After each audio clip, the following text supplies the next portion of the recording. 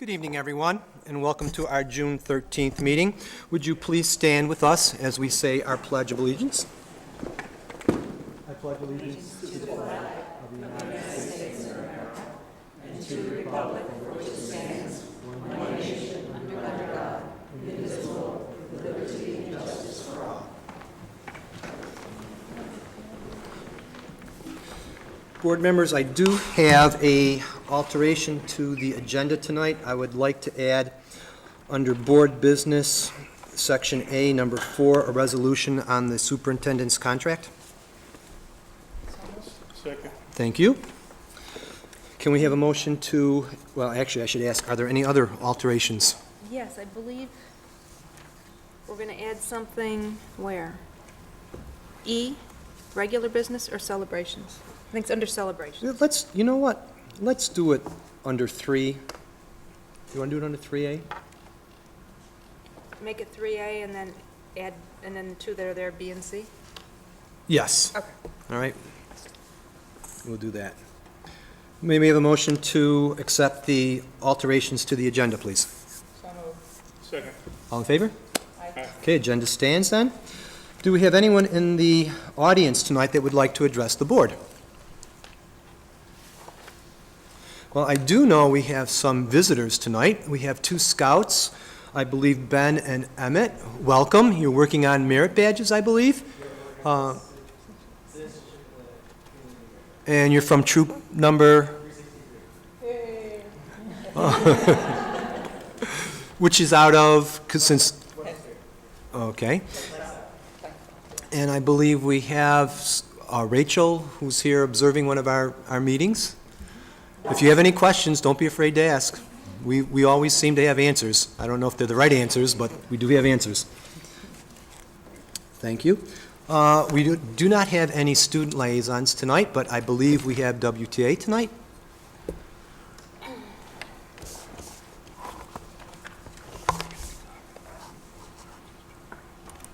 Hello, Lisa. Good evening, Board. As last board meeting, I highlighted some nominees for Oak Tree, and the other 3, I will do a brief informational about these 3 last nominees. The first teacher is Pam Smith. Pam is from Clem North. She's a 3rd grade teacher. Pam is a patient, caring teacher who is loved by all of her students. Students look forward to going to school to learn from her. And her classroom is a rich environment for learning. The second teacher I'm going to highlight is Lisa Windrell. She's a 1st grade teacher at Schlegel, a dedicated and outstanding educator. Her understanding of how students learn while integrating hands-on learning leads to student inquiry that enriches all of her lessons. Students freely ask questions, excited about learning while enjoying the learning process. And my last teacher I'm going to highlight is Ann Murkey. She's a 5th grade teacher at Plank North. Her passion and love of learning is visible in all of her lessons, which engages all of her students.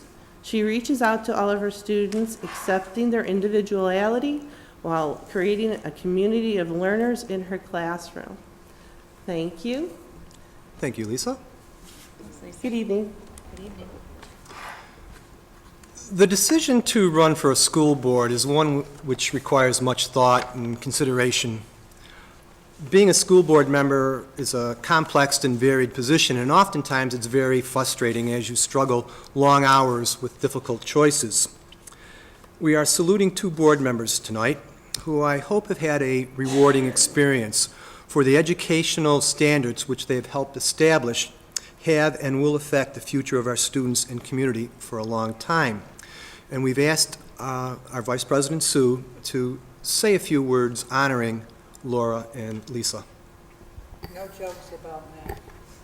I don't have any jokes about math. Okay. Just about your age. go No, figure. no. Square-rooted.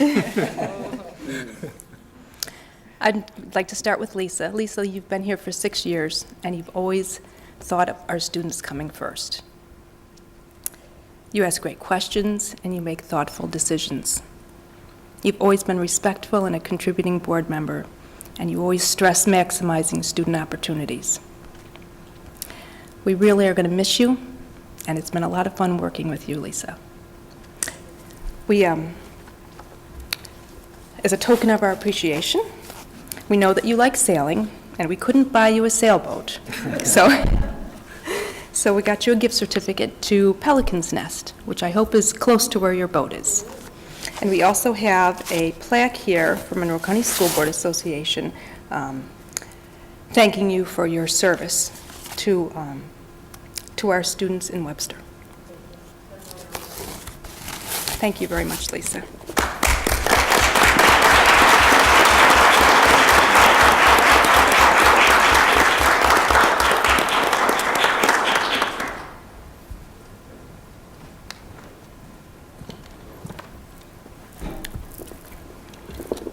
Laura, at 21 years, you are officially the longest-sitting board member ever in Webster. And I can legally drink at board meetings. That puts her in the same standing as Betty. Yes. Yes, it was researched. The longest, you've provided the longest service for any board member in all of Webster, and I believe the Board of Education was founded in 1946, is that correct? 1946? Let me go on record, I was not born then. No, we didn't say that. The next closest person was 20 years, and you are at 21. So that's a very big deal. Thank you. As a board member, you never wavered. It's always been about providing excellent educational opportunities for our students. You always understood that success means something different for everyone, and you were always looking out for the underdog. You are a powerful child advocate, and when times got tough, you were always ready to make us laugh. So as a token of our appreciation, and we know you like to garden, we got you a certificate to Grossman's for plants. And we also, of course, only the best. And we also have this plaque from Monroe County School Board. And thank you very much for the service, for your service to the children in Webster.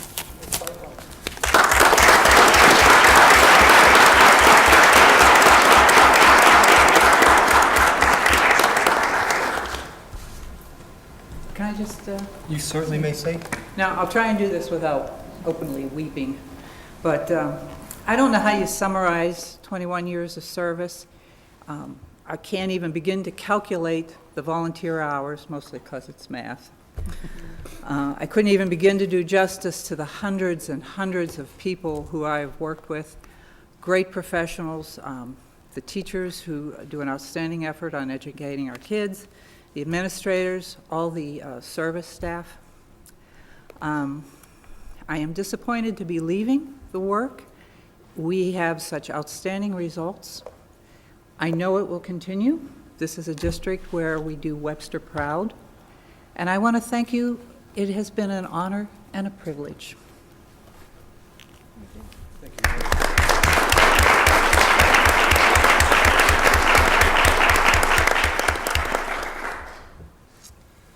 Okay, I guess we move on. We have two tenure celebrations, and I guess we'll do Marissa's first? Okay. So, yep.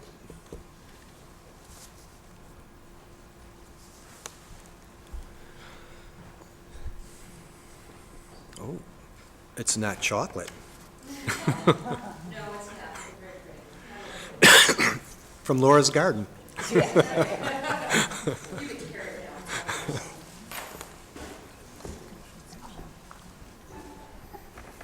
I think I'm on here.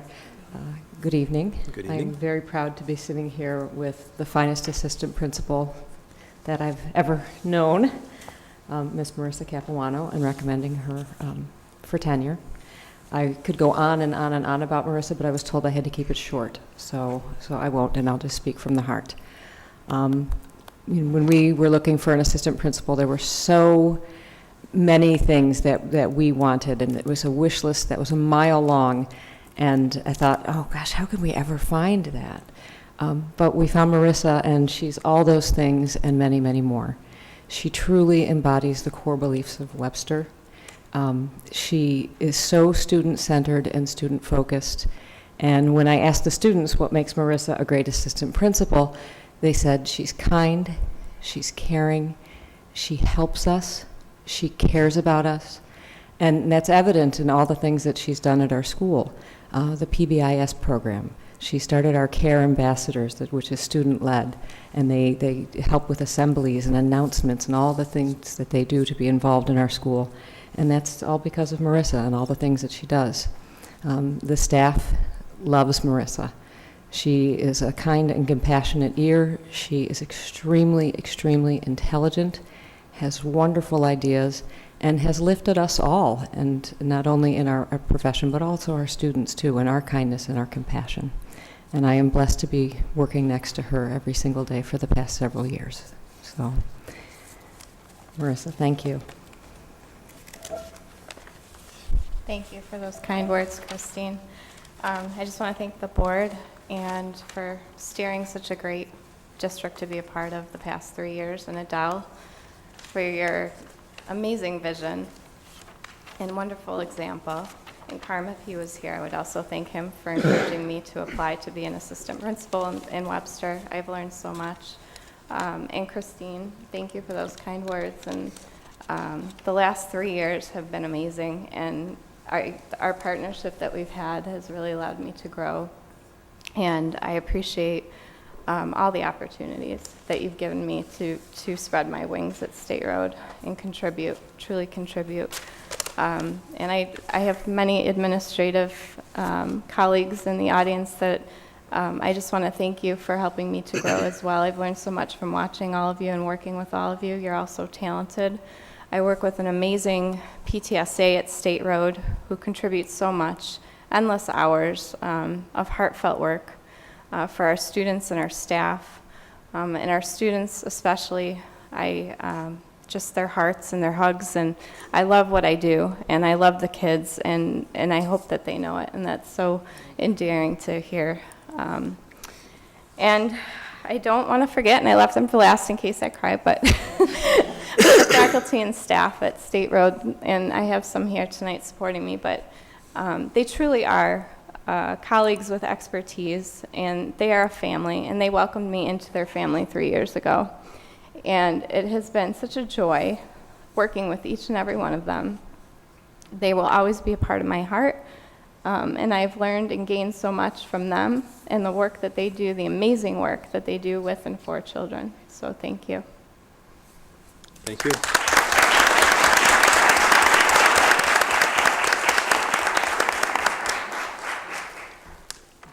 Thank you. Thanks, Christine. Thank you, my friend. Thank you. Our next celebration is for Glenn Weider,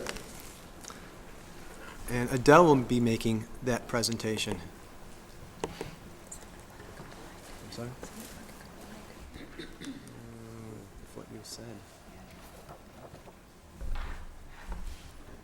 Don't break your foot. I'm happy to recommend Glenn Weider for you for tenure tonight. And I just made a few notes on Glenn and the reasons why I'm making this recommendation. It's truly appropriate to say that Glenn's leadership has changed the culture at Thomas High School for both the students and the staff in his 3-year tenure. When he interviewed, his stated goal was to empower teachers to work to their strengths while experiencing support by administration. And he has walked that talk in the last 3 years. As teachers are empowered, they can fully focus on what is best for students. So as Glenn has put that goal into action, we've seen Thomas student results show marked growth in every indicator. We have improved graduation rate, we have improved academic program, extraordinary growth in higher level coursework participation, and we have improved climate and culture in the building. An advanced placement teacher told me recently a story about meeting with Glenn during the very first days that Glenn was principal at Thomas. And he shared his dream as a teacher for the growth in the advanced placement program. And the teacher was concerned, and he was wondering, could he have a good partnership with Glenn? Could this happen? It was such a passion in his heart. And he said, during that meeting, Glenn immediately asked the right questions. He just asked the right questions, provided him with necessary support to lead his colleagues and to fulfill his dream. So this teacher is Greg Alquist, who was recently named New York State Teacher of the Year. And Greg has been a leader and instrumental in leading the growth of the advanced placement program in AP participation, not only at Thomas, but at Schrader. And the rest is history. Webster's been named to the College Board's AP honor roll for the 3rd consecutive year, the only district in New York State to do so. And it started with that original conversation with Glenn in his office in the first days of his principalship. What I'm impressed with is in his daily work, Glenn's actions consistently match his beliefs. I see Glenn empowering teachers to act on their best ideas, and I see Glenn including parents in the planning process. And usually, I'm the one that gives a candidate a book. I mean, you've seen me do this so many times, right? And every year, I'm giving book recommendations. So Glenn decided he would give me a book recommendation, and he recommended that I read the book Multipliers. You remember that? Yeah. And I have to say that this book is a good book, and it's based on the notion that multiplying leaders in an organization produces the strongest organization. Where everyone sees a niche for their own leadership, then you have a really high-functioning organization. So you can see evidence of this philosophy at work at Thomas under Glenn's leadership. And it is a testament to Glenn that the Thomas High School administrative team, they took the lead to recommend Glenn and nominate him for the St. E's George Vito Outstanding Principal Award for 2013. So there was a field of candidates and nominations, and Glenn was chosen for this award as a 2013 award winner, and we celebrated with him. He received the award for himself, but also was very articulate about honoring his team and honoring Webster Schools, and that was wonderful. As a superintendent, I've been told I have high expectations for principals, and I don't think that's a bad thing. But I can say with confidence that Glenn both lives his beliefs and exceeds my expectations. So it really has been my pleasure to serve with you, Glenn, over these past 3 years, and I'm pleased to recommend you for tenure tonight. Thank you. Would you like to say a few words? Sure. I want to thank the board for the honor of tenure. I can't believe it's been 3 years since I sat here getting appointed as principal. And, you know, as I said that night, I'm fortunate to work in a community and in a school that I just can't wait to get up and go to work in the morning. I know it sounds, I've said it many times, but it's absolutely true that to go to Thomas and work with, you know, the best staff, a great team, up and down in the organization, starting with the board and Adele and Carmen Shelley, my cohorts over there in crime, Joe. What were the other two guys again? I forgot them. Dave and, oh yeah, Brian. The middle school guys. And there's just so many great partnerships that we have in Webster, and it's just a great place to come to work and help build a school and a culture and a community and see it all work. So thank you very much. Yes, I can attest to the fact that Glenn gets up early and loves to come to work, because I get text messages from you about 5 We a.m. sometimes exchange early morning text messages. Yes, that's so true. So, okay, you know we like to celebrate, so we have a few things here. Now, if you go into Glenn's office, you notice that he likes superheroes, because he's got Mr. Potato Heads dressed as various superheroes on his fixation, shelves. So we looked around and searched around, and we did find... Is it a cape or underoos? Oh, okay. This is actually a Titan Hero series of Spider-Man, so we thought this make a nice addition. Because That's a Glenn, you know, great you addition, kind of yes. have the In the attributes box, of too. It's worth more in the box. superhero. Thank you.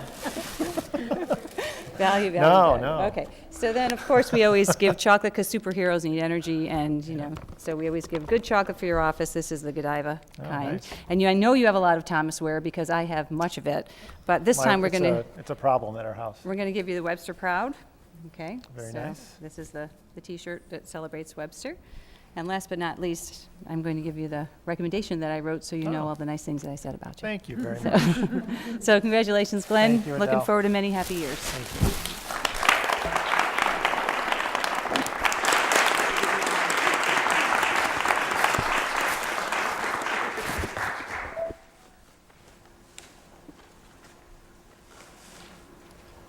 And he is our tallest administrator, is that correct? Yeah.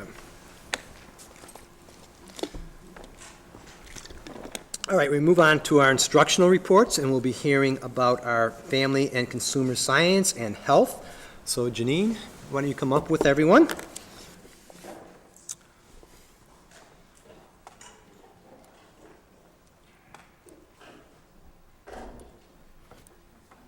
Good evening.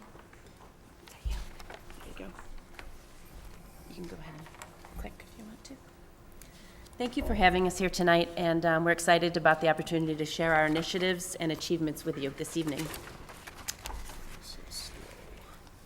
ASDC acknowledges what we know, that success in school and life depends not only upon one's academic abilities, but equally, if not more so, upon their abilities to communicate, collaborate, and upon their physical and mental well-being.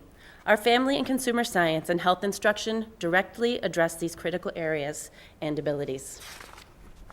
In other words, success in the game of life truly depends not only on a student's college and career readiness, but also upon their ability to effectively function as part of a community. We focused on these common initiatives this year. We have created and administered common assessments and used corresponding rubrics. We incorporated Common Core standards across our instruction, and as always, we continue to look for opportunities to keep our instruction relevant to the lives of students in our ever-changing society.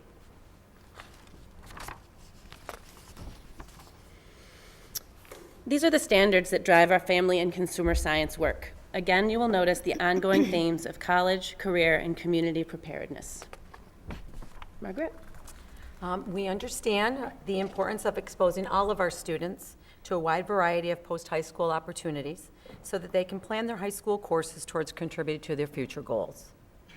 Some of the experiences that we have for them that we've implemented are applying for jobs and making that as practical in real life as possible. They research careers, identify a desired career, they write a formal resume, they fill out an application, they complete it, they participate in a mock interview, and highlight the importance of appropriate dress and etiquette. All of the students, in the end, write a thank you to all of their interviews as a follow-up. You'll notice a familiar face serving as one of our interviewers, in addition to many parents and many other staff members that help with this implementation.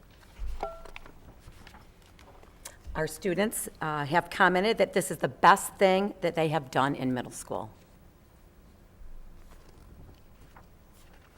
Cheryl, my turn. Cheryl.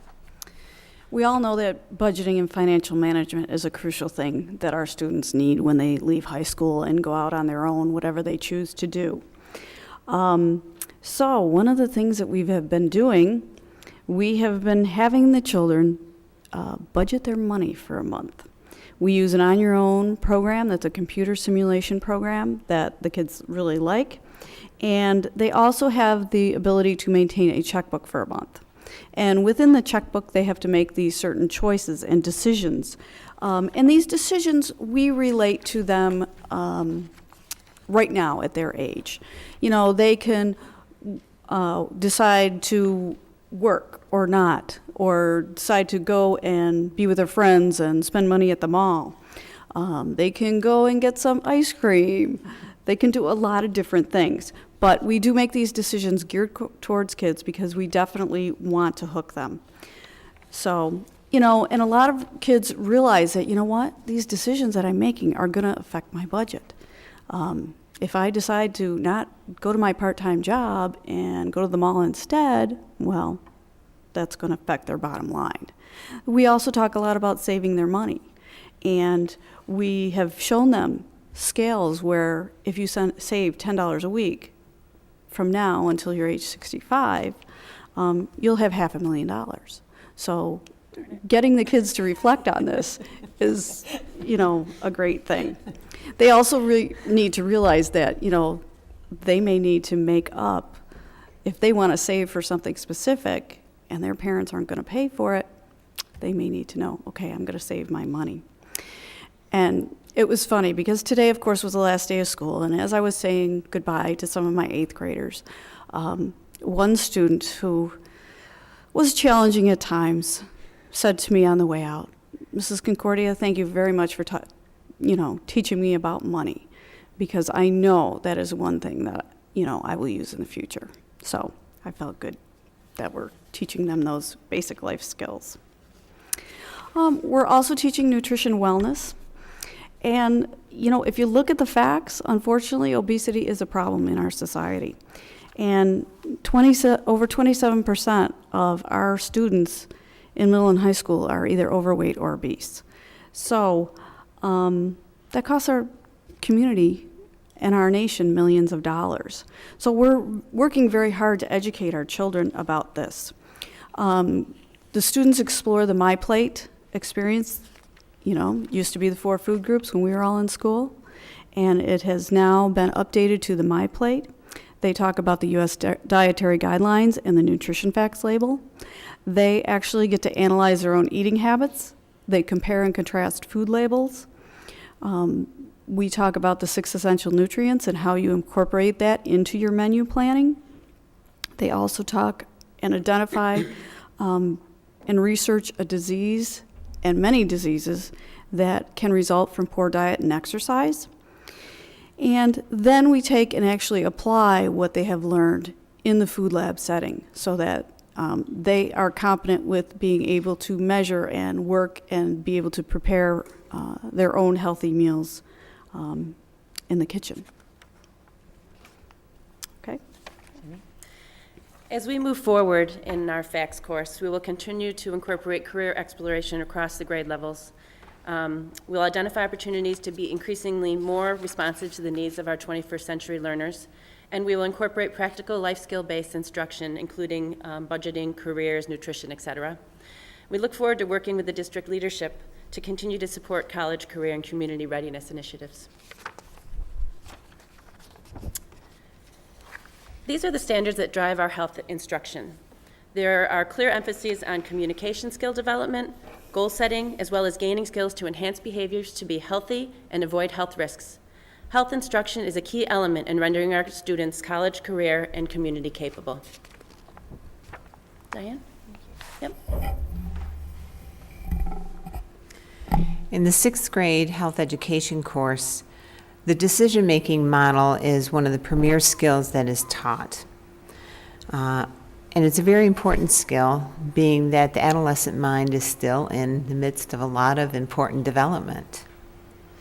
Students learn to reflect prior to making their choices and take into consideration values that they have, that they've been taught by family, the law, the rules at school, whether or not their parents would approve, and the potential impact of their decision on their health. Students practice decision-making in relation to real-life scenarios, especially those that are most relevant to their developmental stage. We're helping them to become responsible and productive citizens by helping them to become better decision-makers. In 7th grade health, our launching board is a vision board project, which is the beginning of the goal setting unit. A vision board became popular on Oprah a few years ago and is still used by many people as a source of motivation. What are they working toward? What motivates them? What are goals that they have? So we have students create a vision board of their own. And on that board, they need to focus on a short-term goal within that same year of school, a goal that they would like to work toward at Thomas, as well as 2 goals in their future. Goal-setting skills help them to learn to manage goals as well as their time, and many times also helps to answer the question, why do I have to learn this? And it's a beautiful way to turn that question around and have each individual student look at their own goals so that each one of them has their own answer that makes sense for them. We also focus on stress management in school because the kids will tell you that they have stress as well. We're helping them to learn to adapt to change. In 21st century skills, as they go out into the work world, they're going to have to learn to adjust to several different job changes. So learning to adapt to change at such a young age is an important skill.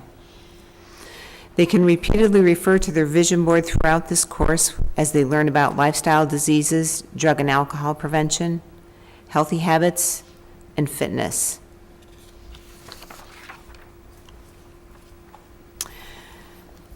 We teach a FACS-A adolescent life course, where the driving force is to help students become effective communicators without any technological device.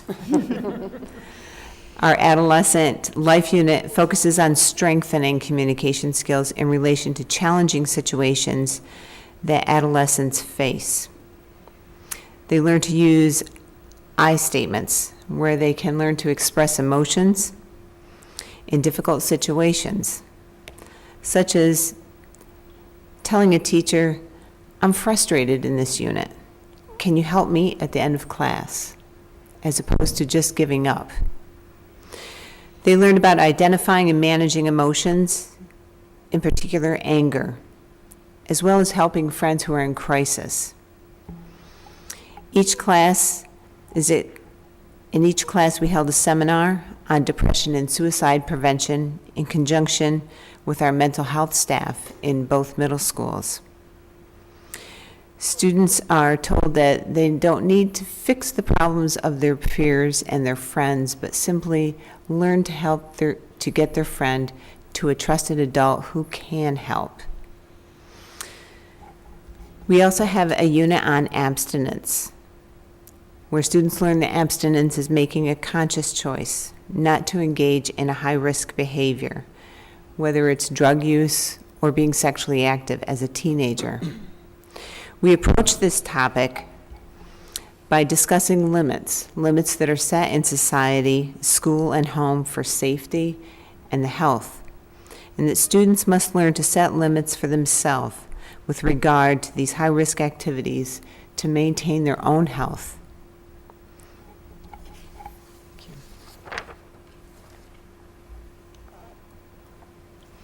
This is one of the examples that we do, a culminating activity in the Depression and Suicide Awareness Unit, where students learn how to communicate concern for a friend using I statements, where they need to identify the warning signs of depression, perhaps the warning signs of suicide, and they have to know and be able to offer resources to help.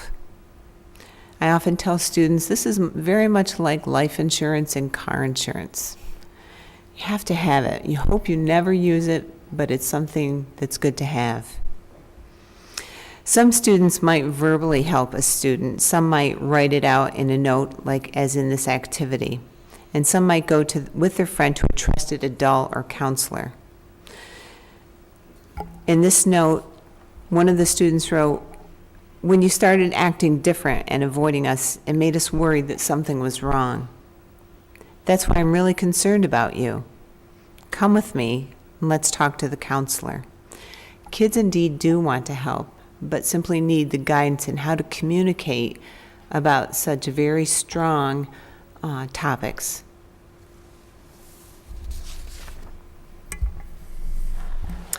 High school health instruction continues to build upon the skills that were developed in middle school health and facts. Students deepen their understanding of the impact of their choices upon their ability to achieve life goals.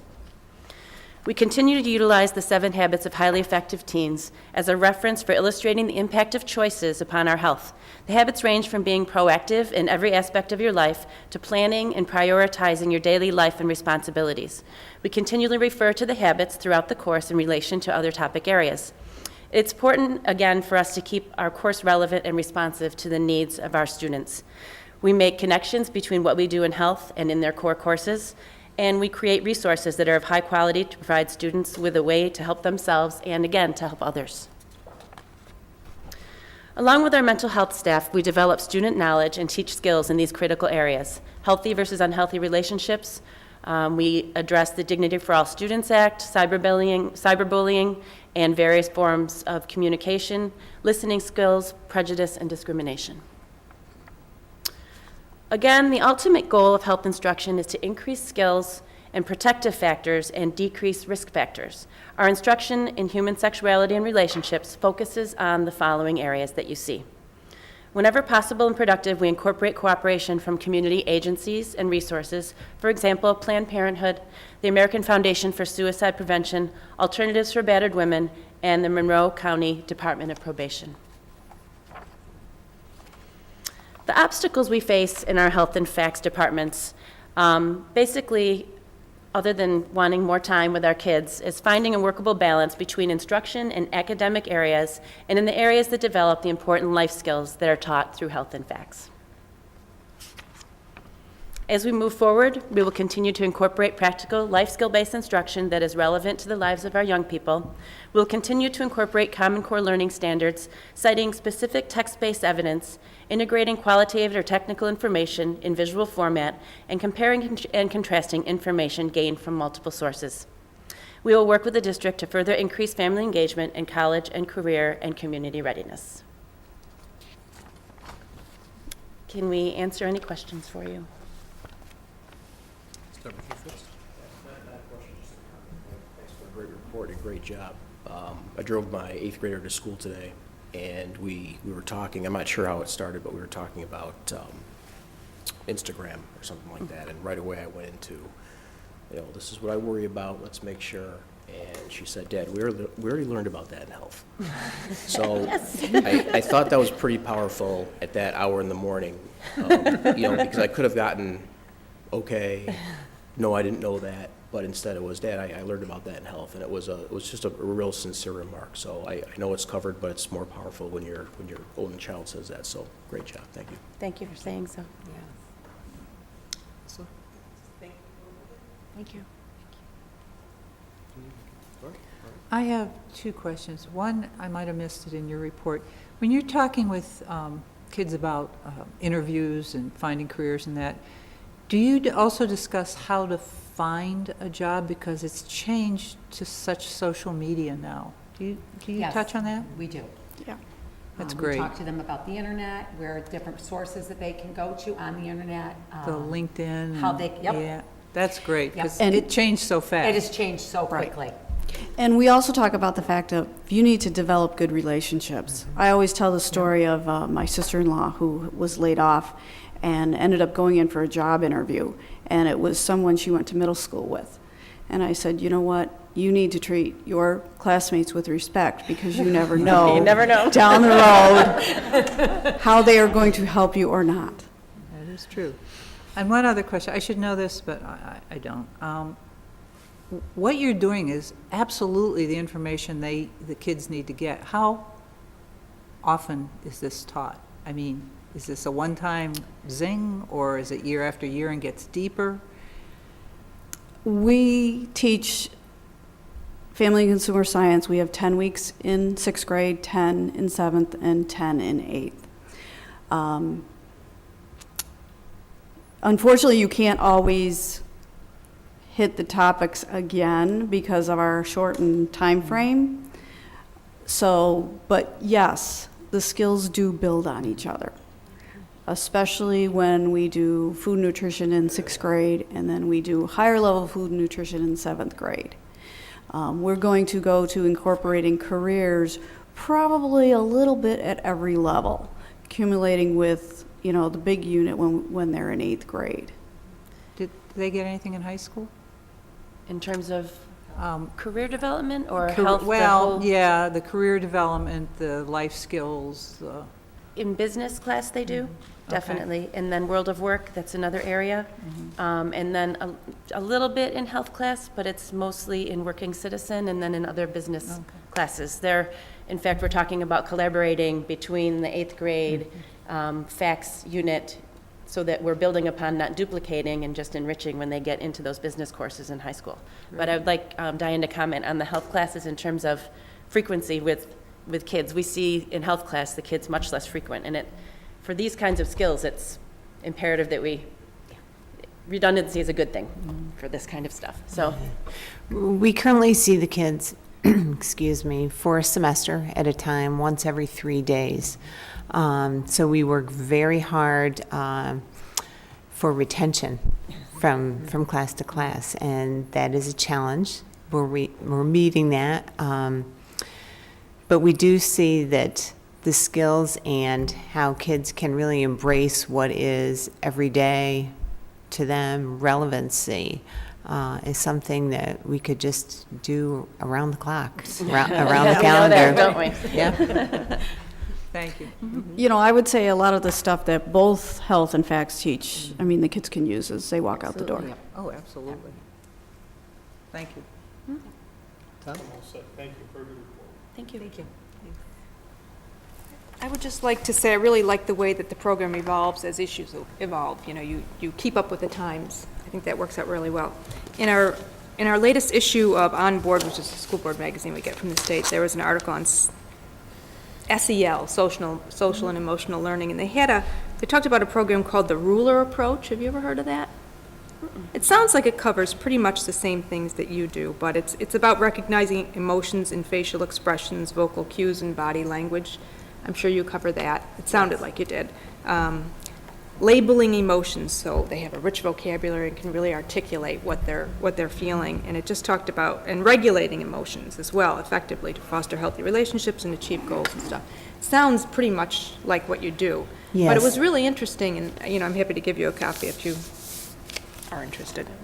But it just was very relevant to what you guys were talking Identifying about. emotions, and when we talk about its connection to both anger and depression, many kids, just from their own personal experience, either with friends or family, can make very strong connections to that, and they're very interested, and it's meaningful to them. Yeah, these are great skills for people to have, even us adults can use. Yes. Can use reinforcement on occasion.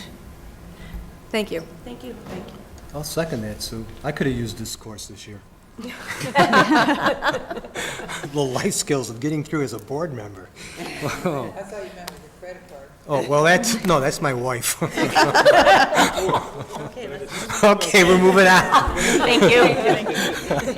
I won't have Cut dinner that out. tomorrow.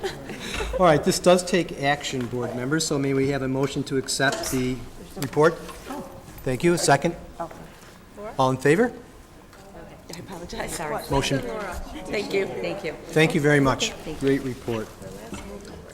Yeah, we had to make sure that Laura got in there. All right, Adele, it's your turn. Okay, well, we're in our final weeks of school, and I want to take a moment to salute all of our students in 11 buildings for their hard work this year and for cultivating their very best efforts throughout the year. So it is always bittersweet to see the year and wind down, because you're happy to see the students go into their summer, but you miss them as well. So congratulations to the students on these final weeks, and finish strong is my message tonight. This is the last formal board meeting of the school year, but I want to note that the board does continue to meet over the summer. And I want to add my thanks to the board for their support of the program, of the students, and a special thank you to Laura. 21 years, I can't even imagine how, you know, and I know as our students see you, that you are a role model. Many of our students are 16, 17, you know, they're reaching 16, 17, 18 years old. You have served longer than they have been alive. And to put that in perspective, that is a great deal of community service. So that is really, I was delighted to find out that you had served the longest in history of Webster School District, and I think that is quite a legacy. Yes, very much so. And Lisa, the 6 years you have, I can't believe it's 6 years, because it seems like last week we were doing board orientation together, you know, and what you have added with your business acumen and the skill you've brought to the board is really wonderful. And I hope both of you stay close and keep volunteering if there's a right situation for you in Webster Schools. My door is always open, and it's really been an honor to serve with you. Now, our secondary students are in the midst of final exams, and summer will soon be upon them, but just because the official school year is done, the educational opportunities do not end for Webster students. There are plenty of summer programs going on for students to enrich their learning over the next 3 months. So students can participate in everything from AP boot camp at high school to elementary focused camp intervention for budding scientists. And many parents have already received communication from their schools about these opportunities. So do feel free to call your school's main office to learn any programs that might be offered and available for your child over the summer. Because learning, just like we just heard from the report, is you can do this 24/7, and we don't want that to stop in the summer. I do want to update you on the work of the district's Standing Health and Safety Committee, chaired by Neil Flood. Neil is our Director of Safety, Security, and Planning, and has formed a committee whose membership includes administrators, parents, some Board of Education member, and officers of the Webster Police Department. The committee meets throughout the year and regularly reviews security issues in our schools, including the district-wide school safety plans, as well as safety plans for each of our 11 buildings. Now, one of the recommendations of the committee was the installation of buzzer entry systems at all elementary schools. So all 7 elementary schools now have these systems in place, and parents have been sent a letter home explaining how they work. And we want to put this up on the screen for parents so you can see that there is a video at the link listed on this still to learn more about these new security systems. So if you do Webster Schools/buzzer, you can see this video. I know that as I've entered elementary schools, and this has been new, you have to really look at the sign and find where the buzzer is, wait at the buzzer till you get buzzed into the building, and this video will show you. And there is an increased sense of safety in the buildings as these buzzers have been installed. It takes getting used to it because it's a bit of a change, but it is a good recommendation from our committee, and they are now installed in every elementary school. And lastly, I am pleased to share a bit of good news I saw come across my desk, and this is from Business First, a Buffalo-based business journal that recently announced the 2013 rankings of Western New York area school districts. And one of the rankings was ranking a district's cost effectiveness. We have many of our schools on their academic rankings that you can see individual schools are ranked, but this ranking matches the entire district's academic scores against its spending habits. So it takes just the global view of academics versus spending, and the top districts are strong academically yet financially prudent. So out of 67 districts, Webster was ranked 6th out of 67th in the highest rating for efficiency and cost effectiveness. So really, if you think about our core beliefs, putting students first and being fiscally responsible, there's some evidence that we are finding a balance for our stakeholders in that regard. So that is my last piece of news, and that ends my report. Thank you, Adele. We'll now move into board business, and we'll be looking at the 2013-2014 partnership fee schedule. Jim? Thank you, Mike. Tonight, what you have in front of you is the 13-14 fee schedule. Representatives from the school, town, and community youth group make up the partnership facilities oversee group, and every year they go through and look at the current rates and make recommendations to both the school and the town. So tonight you have under the middle column where it says Group B proposed 2013-14 rates. Those are the rates for Webster Community. To the right of that is the outside group user rates. As a whole, about a 3% increase on most of these rates. Some of them were rounded up a little bit, but on average about 3%. And we recommend the board approve these rates for the 13-14 school year. Any questions? Can we have a motion to approve? Thank you. All in favor? Opposed? Motion carries. Okay, we'll continue it then. Jim, you're up to transfer of funds. The transfer of funds. Each year in June, the board has to approve estimated transfer of funds into reserves or out of reserves. Then in August, prior to setting the tax rates, we come back to you and give you the final reserve transfers. This year, there's several recommendations, and I'll go through them, each of them separately. Depending on our final balances and where we end up for the year. Two of the transfers that we could recommend is a transfer into the capital reserve. And as you know, that a number of years ago, the capital reserve was established. It was established up to $10 million. We funded about $7 million of that. We did use some in 3 years ago, about 1.9 million. So we have about $5 million in there. If we do see that we have some money in the appropriated fund balance at year end, this may be a recommendation that comes. And this is about looking forward at capital needs of the district. And as you know, we have had conversations about our roofs and maintaining our infrastructure. So if we were to put this in there, this will set us up for any future construction, because anytime we do any future construction, I think because we set this up, the big thing was not impacting the tax rate and the community, that our local share could be paid out of this reserve, so that between the state aid and this reserve, 100% would be funded. So that could be a possible recommendation that would be coming. The next reserve is our tax cert reserve, and there's no change recommended for that. Number 3 is our insurance reserve. And this recommendation is to close that insurance reserve. We haven't used it in probably 10 years. It's not going to be used anytime in the near future. We're able to close that. It has about $2.8 million in it. Transfer that into another reserve, and the recommendation would be to transfer that into the retirement contribution reserve in accordance with general municipal law. And that'll allow us to use the reserve that is used on a year-to-year basis for the largest transfer we make, and that's for our employee retirement costs. Number 4 is our liability reserve, and there's about $3.6 million in that reserve, and there's no recommendation at this point to change that. Our unemployment reserve, based on our budget approval of May 21st, will be transferring up to $165,000 out of this reserve into the general funds to pay those unemployment costs in 13-14. And lastly, our retirement contribution reserve, based on our May vote, up to $1.5 million was going to come out of that reserve. That will be transferred out because our costs are going to be a lot higher than that. So we'll be making that transfer, as well as a possible transfer into that reserve of up to about $500,000 pending final unappropriated fund balance.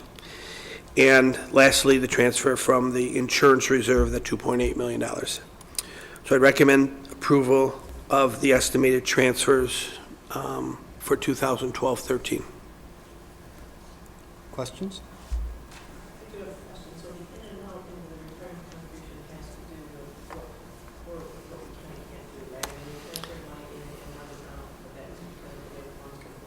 Yes.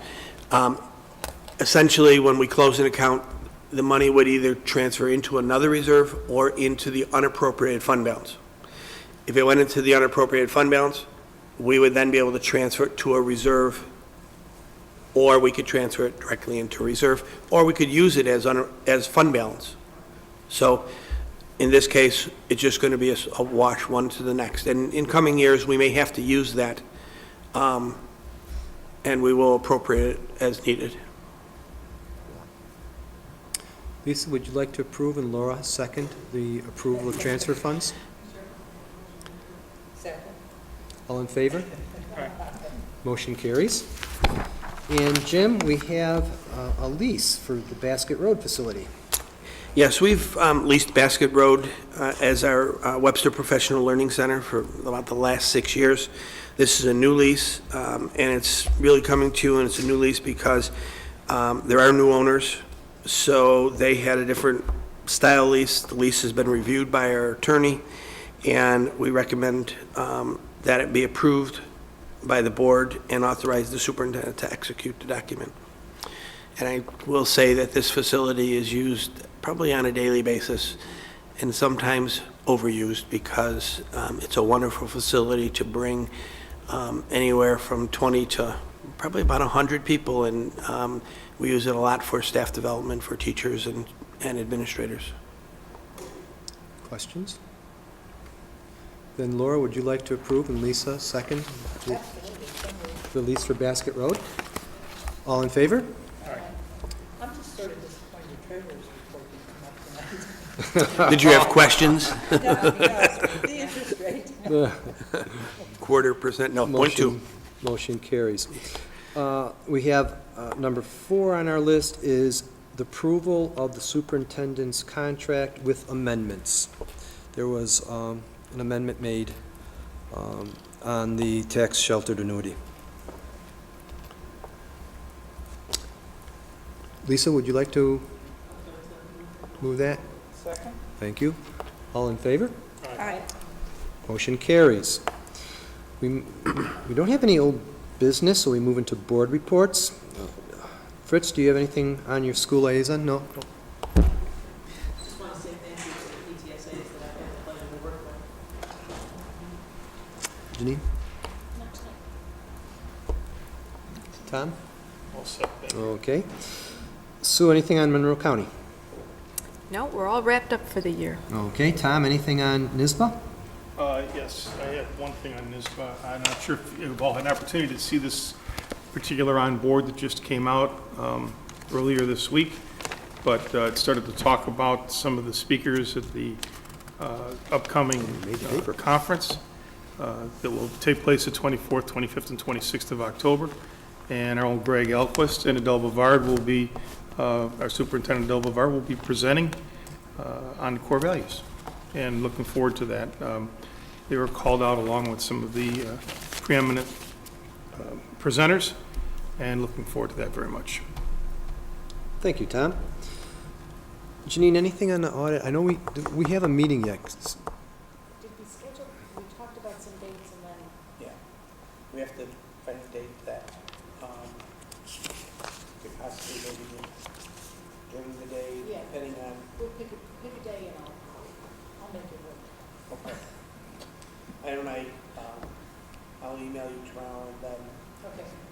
All right. also Mike, and we do it before June, if Lisa, you're available. Mike's on the Yeah. committee as well as... I'm not? No, I'm not. No, she's policy. I mean, don't, You look like she wanted to be there. so- No. It's okay. only if the audit had something to do with the policy, Right. then, then she'd be there. We're all caught up with policy, right, Sue? Yes, we're all caught up with policy. Okay. Just before we move into the consent agenda, just want to make sure, specifically for Cindy's case, I meant to ask to have that moved, and I apologize for not bringing it up earlier. okay, no problem. So I will abstain from the piece as opposed to putting that out separately. All right. I don't know. You got me lost here. I was going to ask about graduation. Who's going, to make sure that Cindy knew. No, that's not on that one. That's going to be, if you want to remove yourself from the consent agenda, yes. But I was going to ask about graduation, because Cindy wanted to know she's got to call R&T and say how much food. Yes. Well, I don't know, is her caretaker? Yes, they were. So it's 1, 2, 3, 4, 5, 6, 7. Okay, there would be 7 board people. And then there'll be administrators. Yeah. But you'll count it separately. Yeah.